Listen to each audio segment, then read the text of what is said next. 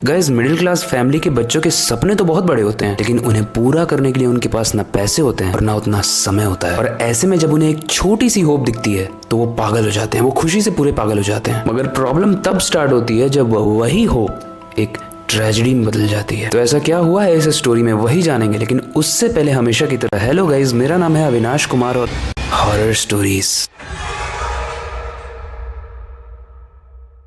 रिया अपनी पूरी जिंदगी में दिल्ली में पहली बार जाती है यूपीएससी की प्रिपरेशन करने के लिए, और वहाँ की रौनक देखकर उसे ये सब कुछ सपने जैसा लगता है, एक खूबसूरत सपने जैसा। मगर उसे इसका बिल्कुल आइडिया नहीं था कि दिल्ली में रहने के लिए रूम ढूंढने का मतलब है अंधेरे में सुई ढूंढना। अब जैसे तैसे करके रिया ने एक रूम का तो जुगाड़ कर लिया, जो कि दिखने में काफी पुराना था, काफी भूतिया कह सकते हैं था। और वहाँ के आसपास के लोग भी काफी अजीब थे, रात होते ही अपने घरों में घुस जाते थे। ना ही वहाँ कोई स्ट्रीट लाइट जलती थी और ना ही वहाँ से कोई भी गाड़ी गुजरती थी। And may be that's why वो मेन शहर से काफी दूर था, शायद इसी वजह से उसे सस्ते में इजीली रूम मिल गया। मैं भी यही सोच रहा था, लेकिन कहानी में आगे ट्विस्ट है तो ध्यान से जरूर सुनना। अब रिया एक दिन अपने नए रूम में शिफ्ट होने के बाद वहाँ की साफ सफाई कर रही होती है। अभी उसे एक पुराना सा संदूक मिलता है जो उसी रूम के पुराने किराएदारों का था। अब रिया उस संदूक को देखने के बाद काफी क्यूरियस हो जाती है, तो उसे खोलती है और जैसे वो उसे खोलती है उसे उस पुराने संदूक में एक कागज और एक विंटेज कैमरा मिलता है। कहानी को ध्यान से सुनना, क्योंकि उस कैमरे को देखने के बाद रिया बहुत खुश तो हो जाती है, बट कहते हैं ना, जब सब कुछ अच्छा चल रहा हो तो समझ जाना कि सब कुछ अच्छा नहीं है। कैमरा मिलते ही वही हुआ जो मैंने इंट्रोडक्शन में बोला था, एक मिडिल क्लास इंसान को बनना बहुत कुछ होता है, लेकिन रिसोर्सेज की कमी होती है। और वही रिसोर्सेज अगर उसको मिल जाते हैं, मे बी सस्ते में या फ्री में, तो उसके लिए वो होप बन जाता है। तो वही कैमरा अब रिया के लिए होप बन चुका। कैमरा मिलते ही रिया अपनी रील्स बनाने लगती है, अपनी पिक्चर क्लिक्स करने लगती है। अब रिया अपने रूम के गमले की, अपने गार्ड की और अपने बिल्ली की फोटो लेती है, उससे कुछ रील्स बनाती है। और अगले दिन जब वो अपने पिक्चर्स को निकलवाती है, प्रिंट करवाती है, तो उसमें एक चीज कॉमन होती है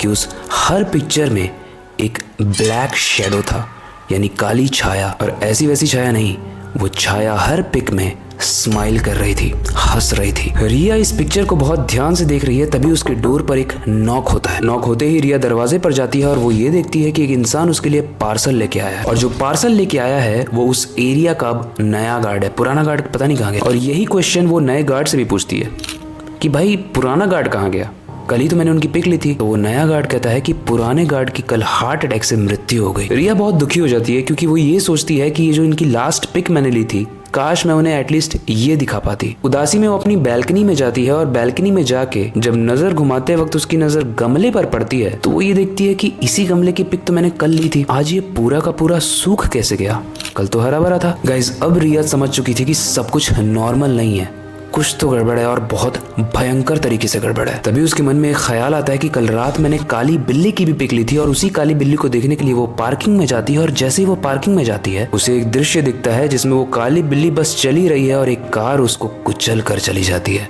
वो काली बिल्ली को अपनी आंखों से मरते हुए देखती है। उसे ये समझ में आ चुका था कि जिन जिन चीजों की पिक मैंने अपने कैमरे से ली वो अब नहीं बचे। इतना सब कुछ सोचने के बाद रिया बहुत डर जाती है और अपने रील्स को एक्सप्लोर करने लगती है, क्योंकि उसने उसी कैमरे से कुछ शॉर्ट वीडियोस भी बनाए थे, जिसे आजकल रील्स कहा जाता है। और रिया देखती है कि उसने जो भी रील्स बनाई है जिसमें रिया सिर्फ खुद है, उसके पीछे भी एक ब्लैक शेडो है, एक काला साया जो स्माइल कर रहा है, जो क्रीपी तरीके से मुस्कुरा रहा है। गाइस, रिया को समझ में आ गया था कि जिन लोगों की पिक्स ली गई है, जिन चीजों को इसमें कैप्चर किया गया है, वो हर चीज नष्ट हो रही है, मर रही है। तो उन तीनों को तो उस काली परछाई ने मार दिया, लेकिन अब अगला नंबर साफ साफ रिया का था। रिया बहुत डर जाती है और वो सारी रील्स और सारी पिक्चर्स को डिलीट करने की पूरी कोशिश करती है, बट उसमें से कुछ भी डिलीट ही नहीं होता है। डिलीट होते ही वो वापस से उसी कैमरा में अपीयर होने लगता है। रिया काफी परेशान हो जाती है और वो परेशानी में उस कैमरे को ही तोड़ देती है, ये सोच के कि अब वो बच सकती है। रिया कैमरे को तोड़ते ही डोर की तरफ भागती है, लेकिन वहीं उसका पैर फिसल जाता है, वो गिर जाती है। और जमीन पे जब वो देखती है तो वो देखती है कि बहुत सारा खून पड़ा हुआ है, और इसी से वो फिसल के गिरी थी। लेकिन ये खून किसका था? रिया देखती है कि ये खून कहाँ से आ रहा है। तभी उसकी नजर जैसे ही सामने पड़ती है, वो देखती है कि वो काली बिल्ली और गार्ड उसके सामने खड़े हैं, और गार्ड के हाथ में वही कैमरा है, और उनकी बॉडी से पूरे तरीके से ब्लड रिस रिस कर नीचे गिर रहा था। और इससे पहले कि रिया किसी भी तरीके से रिएक्ट करके वहां से भाग पाती, वो गार्ड उसी कैमरे से रिया के सर पर बार बार मार मार कर उसके सर का चीथड़ा बना देता है, और रिया की मृत्यु हो जाती है। गाइस, इतने दिनों तक रिया के ना मिलने के बाद जब उसके घर वाले परेशान होते हैं तो उसके घर वाले उसके रूम की तलाशी लेने आते हैं, और जब वो तलाशी लेने आते हैं तो उन्हें भी वो कैमरा मिलता है, और उस कैमरे में रिया की आखिरी फोटो रिया की लाश की थी।